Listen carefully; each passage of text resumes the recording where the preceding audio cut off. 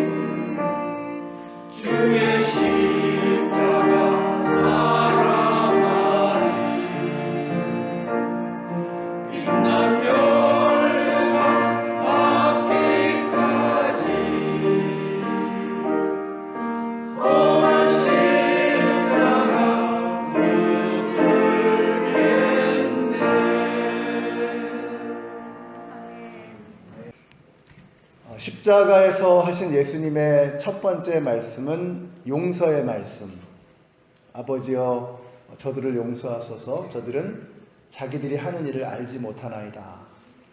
두 번째 말씀은 구원의 말씀이었습니다. 오늘 내가 나와 함께 낙원에 있을 것이다. 세 번째 말씀은 바로 사랑의 말씀입니다. 오늘 말씀이 단순하면서도 좀 이게 어려운 것은 이것이 예수님은 참 하나님이시고 참 인간이신데 우리가 평소에 잘 살펴보지 않는 예수님의 어떤 인간적인 면모를 보여주시는 그런 귀한 말씀입니다. 그래서 우리가 평소에 잘 살피지 않는 예수님의 면모이기 때문에 또 어려운 면이 있습니다. 그렇지만 그 안에 우리에게 주시는 참으로 은혜로운 귀한 하나님의 메시지가 담겨 있습니다. 먼저 26절을 보시면은요, 예수께서 자기의 어머니와 사랑하시는 제자가 곁에 서 있는 것을 보시고 이렇게 되어 있습니다. 곁에 서 있다고 했습니다. 어머니 마리아와 사랑하는 제자, 바로 사도 요한이 지금 예수님의 곁에, 그러니까 십자가 앞에 서 있는 것입니다. 아들이 십자가에 달려있는 것을 보는 어머니의 마음, 이것을 우리가 좀 생각해 보기를 원합니다. 예수님을 잉태하시고 10개월 동안 태중에 품으셨고 또 정말 산고의 고통으로 그 아들을 낳으셨고 진자리 마른 자리를 다 갈아 누이시고 예수님의 생모이십니다. 그녀는 세상에 그 어느 누구보다도 예수님을 가까이에서 품었고 모셨던 분입니다. 누구보다도 예수님을 사랑하는 분, 바로 예수님의 어머니 마리아입니다. 그런데 그가 달려있는, 그 예수님이 달려있는 그 십자가 앞에 지금 서 있는 것입니다. 여러분, 자식이 아프면 어머니는 자식보다 더 괴롭습니다. 예수님이 겪고 계시는 그 고통을 똑같이 아니면 그 이상으로 겪고 계시는 분, 그것이 바로 마리아였습니다. 그 옆에 있는 요한은 또 어떤가? 제자들이 여럿이 있었지만 요한은 예수님의 가장 가까운 곳에 늘 있었고 예수님이 가는 곳 어디든지 따라갔던 제자입니다. 그러니까 예수님의 특별한 사랑을 받았던 제자였죠. 그래서 요한이 쓴 편지를 보면 그렇게 많은 사랑의 이야기가 나옵니다. 사랑하는 자들아, 우리가 서로 사랑하자. 사랑하는 자마다 하나님을 안다 라고 이렇게 고백하고 있습니다. 요한이 예수님의 사랑을 듬뿍 받았기 때문에 그는 하여튼 입만 열면 사랑을 이야기했던 것입니다. 예수님의 사랑을 특별히 받은 만큼 그의 상실감, 그의 아픔도 컸을 것입니다. 우리가 고난주간을 지나간다고 하는 것은 우리도 지금 요한과 같이 예수님의 십자가 아래에 서 있는 것을 의미할 것입니다. 그래서 예수님의 사랑을 깊이 체험하고 깊이 느끼는 만큼 우리는 이 고난주간이 우리에게 특별한 의미를 갖는 것입니다. 내가 얼마나 예수님의 사랑을 깊이 체험하느냐, 얼마나 많은 하나님의 사랑을 받고 있는가를 느끼는 만큼 이 고난주간을 통해서 우리가 받는 은혜가 점점 더 커진다고 생각이 됩니다. 여러분, 이번 고난주간에 예수님의 아픔을 함께 깊이 느낄 수 있는 저와 여러분이 되시기를 바랍니다. 이렇게 자신을 가장 사랑해 주셨던 어머니, 그리고 자신이 가장 사랑했던 제자가 예수님의 곁에 지금 있습니다. 이게 얼마나 힘이 되셨을까? 정말 그렇습니다. 고통 속에 있는 사람, 궁지에 몰려있는 사람, 아픔 가운데 있는 사람, 그 사람의 곁에 있어 주는 것만으로도 얼마나 큰 위로가 되는지 모릅니다. 저와 여러분이 바로 이 요한처럼 그리고 마리아처럼 예수님의 아픔을 가장 가까운 데서 함께 느낄 수 있는 이번 고난주간 되시기를 축복합니다. 먼저 마리아를 좀 한번 생각해 보십시다. 개신교는 이 천주교에 대한 반발 때문에 그런지 마리아를 지나치게 가벼이 여기는 경향이 있습니다.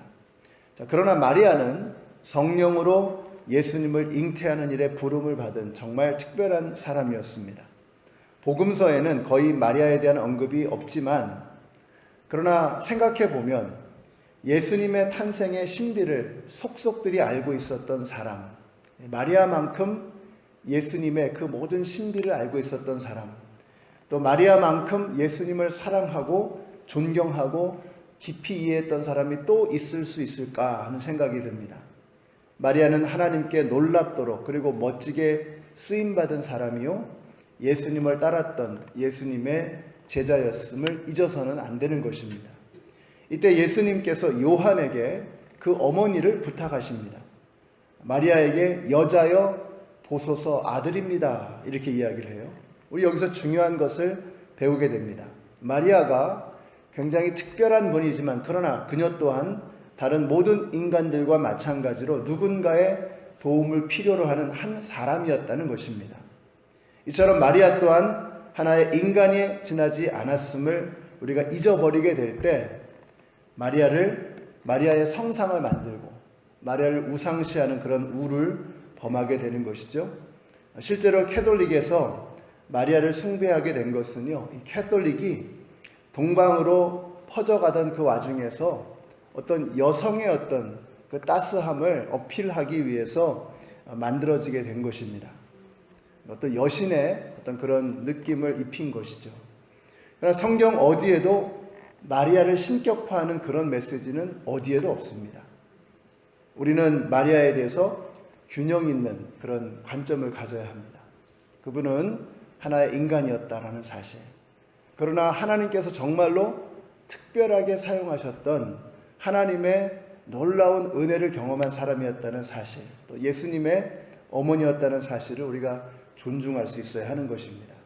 자, 예수님께서 요한에게 또 이렇게 말씀하십니다. 보라, 너의 어머니다. 이런 생각이 듭니다. 다른 제자들이 여럿이 있었지만 그러나 어머니를 맡길 수 있는 제자는 요한이었다는 거죠. 그가 예수님 자신을 대신해서 가장 따뜻하고 정성스럽게 그리고 책임감 있게 어머니를 모실 수 있는 사람이라고 예수님께서 생각하시고 요한을 그렇게 선택하셨던 것입니다. 요한은 그런 사람이었습니다. 예수님께서 당신의 어머니를 맡길 수 있는 사람, 그것이 바로 요한이었습니다. 이런 생각이 듭니다. 이 땅에 예수님께서 당신의 핏값 주고 사기를 원하시는 정말로 귀하게 여기시는 많은 영혼들이 있습니다. 그 귀한 영혼들을 이 땅의 교회들에게 맡긴 것입니다. 이 땅의 그리스도인들에게 부탁한 것입니다. 우리가 그 영혼을 가벼이 여겨서는 안 됩니다. 오늘 말씀의 끝에 보니까 그때부터 요한이 어머니를 자기의 집에 모셨다, 이렇게 말씀하고 있습니다. 사랑하는 성도 여러분이 디트로이트 땅에 예수님께서 우리에게 맡기신 귀한 영혼들이 있습니다. 그 귀한 영혼들을 예수님께서 나에게 친히 부탁하셨다라는 이 심정을 가지고 그 한 영혼 한 영혼을 대할 수 있는 저와 여러분이 되시기를 바랍니다. 그 영혼을 이 세상에 도대체 누구에게 맡기겠습니까? 교회에게 맡기신 것 아니겠습니까? 예수님께서 그 영혼을 우리에게 맡기셨다라고 하는 이 사실을 잊어버리지 말고 오늘 저와 여러분이 만나게 될 그 많은 영혼들, 그 가운데 예수님을 알지 못하고 갈 바를 알지 못하고 고통 가운데 신음하고 있는 그 한 영혼을 마치 요한이 예수님이 맡기신 그 마리아를 돌보았던 것처럼 우리도 그 영혼들을 예수님의 마음으로 예수님을 대신해서 그 영혼을 돌볼 수 있는 저와 여러분이 되시기를 바랍니다.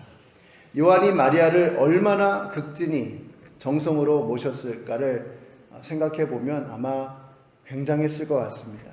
왜 그렇습니까? 예수님의 어머니를 모시는 것이 예수님을 모시는 것이었기 때문입니다. 요한은 예수님의 어머니 마리아를 돌보면서 마치 예수님을 섬기는 것처럼 예수님을 모시는 것처럼 그 마리아를 보면 요한은 예수님이 생각이 났을 것입니다. 우리가 한 영혼을 대하는 자세가 바로 이와 같아야 합니다. 우리가 서로를 바라볼 때 서로를 돌보고 서로에게 사랑의 말을 나누고 함께 주님의 일을 감당할 때에 우리가 서로를 보면서 예수님을 생각하는 겁니다. 아, 예수님께서 이 한 영혼을 얼마나 소중히 여기시는지, 이 한 영혼을 위해서 십자가에 달려 죽으셨구나 하는 이런 마음, 예수님께서 나에게 이 한 영혼을 맡겨주셨구나 하는 이 마음, 예수님께서 세 번째로 하셨던 이 말씀, 사랑의 말씀이죠. 나의 사랑을 너희가 대신해서 실천해 줄 수 없겠니? 바로 그 말씀을 우리에게 주고 계시는 것입니다. 오늘 저와 여러분이 사랑으로 가득 찬 그런 하루를 보낼 수 있게 되시기를 바랍니다. 예수님께서 베풀어 주셨을 그 사랑을 베풀라는 것입니다. 여러분, 우리가 바로 그 일을 맡은 사람들입니다. 오늘 여러분들 복잡하게 여러 가지 많은 거 생각하지 마시고 우리가 어떻게 하면 이 고난주간의 세 번째 새벽 기도의 이날을 정말 잘 보낼 수 있을 것인가? 복잡한 것이 아닙니다. 예수님께서 우리에게 도전해 주셨던 이 말씀, 사랑의 말씀, 우리가 사랑으로 그득하게 넘쳐나는 하루가 되어서 오늘 우리가 만나는 모든 사람들을 예수님의 마음으로 끌어안고 예수님의 사랑으로 사랑해 줄 수 있는 저와 여러분이 되시기를 우리 예수님의 이름으로 축원합니다. 기도하겠습니다. 우리 같이 한번 기도하겠습니다. 우리 기도하실 때 여러분, 우리가 정말 사랑이 없지요. 정말 드라이합니다. 그런 우리에게 우리 예수님께서 오셔서 당신의 핏방울을, 십자가에서 흘리신 그 핏방울을 우리의 심령에 뿌려주시면서 우리를 당신의 사랑으로 촉촉하게 적셔주십니다. 여러분, 그 예수님의 그 피를 오늘 느끼기를 원합니다. 그 사랑의 피, 사랑의 보혈. 우리가 그 사랑을 이제 세상에 나아가서 증거해야 하지 않겠습니까? 우리가 만나는 사람들에게, 우리가 함께하는 모든 사람들에게 오늘 주님 예수님의 그 사랑의 보혈을 증거하는 저희들이 되게 하여 주시옵소서. 예수님 대신에 그 사랑을 베풀고 예수님의 마음으로 서로를 만나는 오늘 하루가 되게 하여 주시옵소서. 우리 같이 합심해서 통성으로 기도하겠습니다. 아버지 하나님, 저희들 회개합니다. 정말 저희들에게는 사랑이 너무 없습니다. 그런 메마른 저희들의 심령에 예수 그리스도의 사랑의 보혈을 십자가에서 한없이 흘리시고 그 사랑을 저희들에게 흩뿌려 주셨습니다. 아버지 하나님, 그 보혈을 받는 자마다 메마른 것이 촉촉해지고 죽어가던 것이 살아나게 될 줄로 믿습니다. 사도 요한이 예수님의 명령을 받고 그날로부터 어머니를 모셨던 것처럼 이제 오늘 저희들이 예수님의 그 음성에 도전을 받고 명령을 받아 이제 오늘부터 예수님이 우리에게 분부하신 그 사랑을 실천하기를 원합니다. 입술로 끝나는 사랑 되지 않게 하여 주시고 우리의 몸으로, 우리의 삶으로 실천하는 저희들이 되게 하여 주시옵소서. 오늘 저희들이 만나는 그 영혼마다, 우리의 심령에 떠오르는 그 영혼마다 예수님의 사랑이 우리를 통해서 전달되어질 수 있도록 주님 저희들을 사용하여 주시옵소서. 예수님의 이름으로 기도드렸습니다. 아멘. 하늘에 계신 우리 아버지여, 이름이 거룩히 여김을 받으시오며 나라의 마옵시며 뜻이 하늘에서 이룬 것 같이 땅에서도 이루어지이다.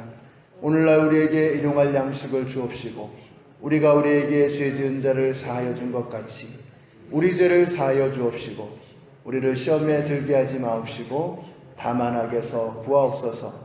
나라와 권세와 영광이 아버지께 영원히 있사옵나이다. 아멘.